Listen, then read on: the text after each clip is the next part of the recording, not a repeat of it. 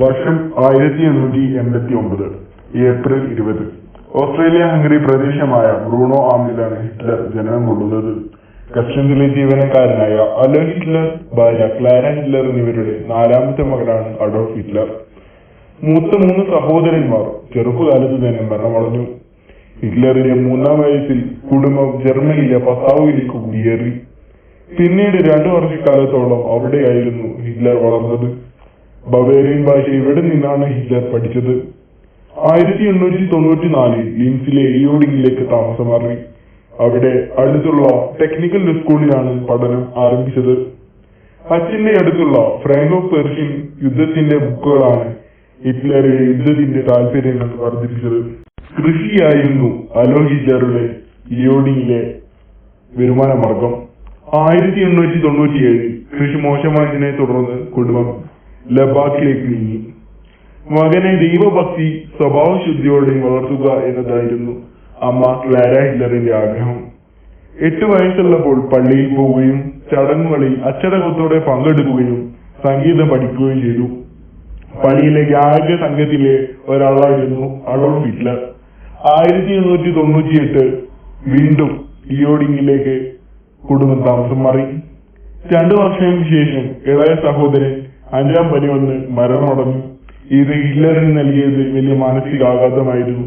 ഇതിനെ തുടർന്ന് പഠനത്തിൽ പുരോഗതി കാണിച്ചിരുന്ന വിദ്യാർത്ഥി വഴിതെറ്റി സഞ്ചരിക്കാൻ തുടങ്ങി.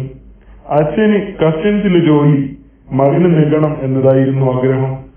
തുടർന്ന് ലിൻസിലെ റിയൽ സ്കൂളിൽ ചേർത്ത് പഠിപ്പിച്ചു. 14 വയസ്സായപ്പോൾ പിതാവിന്റെ മരണം കാണേണ്ടി വന്നു. 1903 ജനുവരി 13-നാണ് പിതാവ് ഈ ലോകത്തു നിന്നും വിട പറഞ്ഞത്.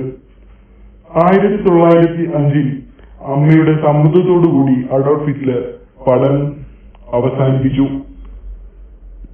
ഇതേ വർഷം വിയറ്റ്നാമിലേക്ക് പോവുകയും തുടർന്ന് അവിടെ ബഹീനിയൻ ജീവിതം നയിക്കുവാനും തുടങ്ങി.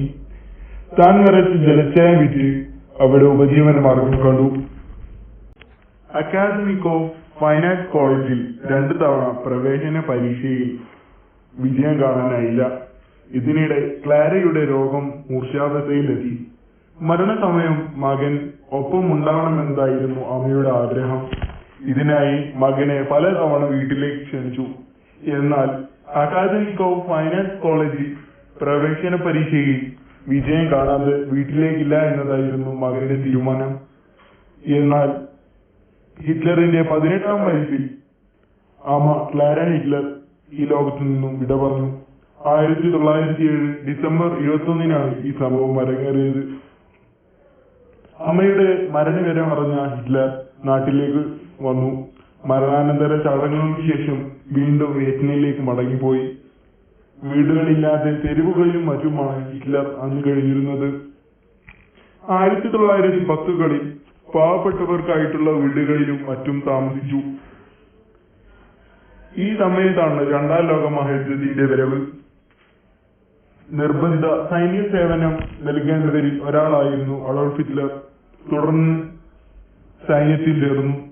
1917 ബ്രിട്ടീഷ് ആർമി ഫ്ലെയിം ത്രോവർ ഉപയോഗിച്ച് നടത്തിയ ആക്രമണത്തിൽ അഡോൾഫ് ഹിറ്റ്ലറിനും പ്രവർത്തകർക്കും മാരകമായ പരിക്കുകളേറ്റു.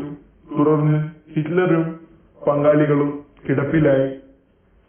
രോഗം സുഗമമായ ഹിറ്റ്ലർ കേൾക്കുന്നത് ജർമ്മനി കീഴടങ്ങി എന്ന സങ്കടകരമായ വാർത്തയാണ്.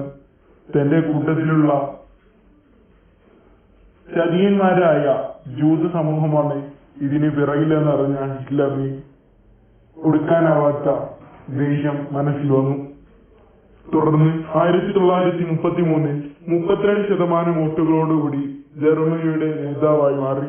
അനാബ്ലിക് ആക്ട് എന്ന നിയമത്തിലൂടെ ഏകാധിപത്യ അധികാരങ്ങൾ നിലവിൽ വരുത്തി.